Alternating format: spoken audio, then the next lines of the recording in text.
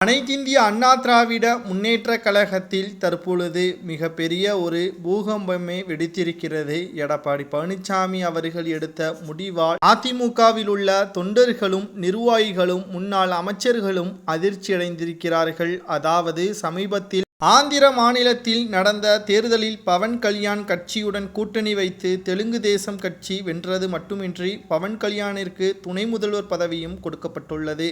அதேபோல்தான் தமிழகத்தில் நடிகர் விஜய் கட்சியுடன் கூட்டணி வைத்து விஜய்க்கு துணை முதல்வர் பதவி கொடுக்க எடப்பாடி பழனிசாமி திட்டமிட்டுள்ளதாகவும் அதற்கான ரகசிய பேச்சுவார்த்தை நடத்தி வருவதாகவும் கூறப்படுகிறது. நடிகர் விஜய் தமிழக வெற்றிக் கழகம் என்ற அரசியல் கட்சியை தொடங்கியுள்ள நிலையில் தனியாக 234 தொகுதிகளிலும் போட்டியிட்டு முதல் தேர்தலிலேயே வெற்றி பெற முடியாது என்பது அவருக்கு நன்றாகவே தெரியும். அதனால் அவர் ஏதாவது ஒரு அரசியல் கட்சியுடன் கூட்டணி வைப்பார் என்றும் கூறப்பட்டது. சீமானின் நாம் தமிழர் கட்சியை விஜயுடன் கூட்டணி கட்சி ஆர்வம் கொண்டிருக்கக்கூடிய நிலையில் அக்கட்சியுடன் கூட்டணி வைத்தால் பெரிய அளவில் வெற்றி கிடைக்காது என்றும் விஜய் தரப்பினருக்கு நன்றாகவே தெரியும்.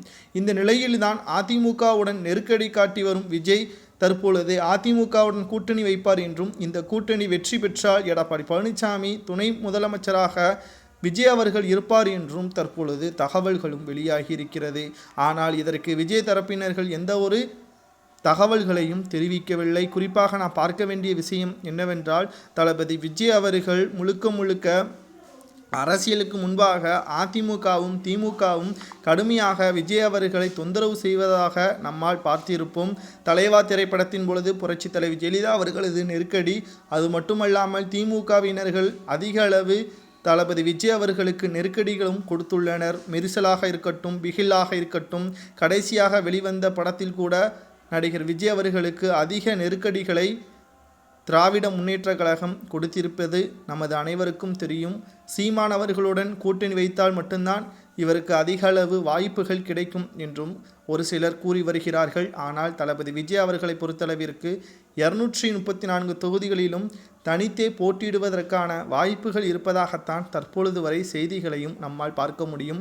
ஆனால் அரசியலை பொறுத்தளவிற்கு நிரந்தர எதிரியும் கிடையாது, நிரந்தர நண்பரும் கிடையாது என்பதற்கேற்ப தளபதி விஜய் அவர்கள் கடைசி நேரத்தில் கூட எப்படி வேண்டுமானாலும் தங்களுடைய கட்சியை இணைக்கலாம் என்ற தகவல்களும் வெளியாகி இருக்கிறது.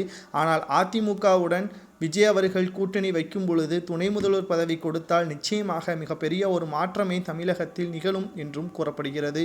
தளபதி விஜய் அவர்களுடன் அதிமுக கூட்டணி வைக்கலாமா? இதற்கு அதிமுகவின் தொண்டர்களது கருத்துக்கள் என்னவென்று கமெண்ட் வாயிலாக கூறுங்கள். நன்றி, வணக்கம்.